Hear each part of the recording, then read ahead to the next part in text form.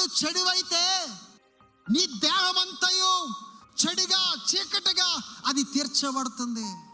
అది జరగలేని పని, అది జరగదు. ఎదుటి వారిలాగా మనం ఉండాలంటే అది అవ్వదు. దేవుడి సన్నిధిలో ఎప్పుడు మనం ఏం చేయాలి? Make me a unique person.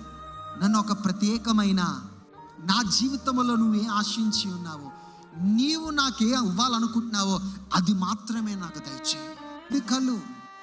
ఈ కళ్ళు ఏం చేస్తుందంటే నీ శరీరమనంతయో అది పాడు చేస్తున్నాయంట.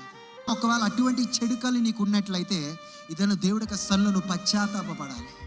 చూసిందంత కావాలనుకోవద్దు. ఒకవేళ అటువంటి మనసుతో నువ్వు పోరాడుతున్నావంటే, ఇంట్లో గొడవలు చేస్తున్నావంటే తప్పు.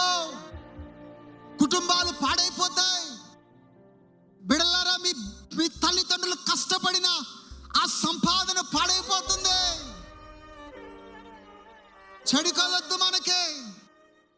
దేవుడు మనకి ఏది ఇవ్వగలుగుతున్నాడో అది మనం పొందితే, మనం ఏది సంపాదించగలుగుతామో దాంట్లో మనం ఏం పొందాలి? సంతృప్తి పొందాలి.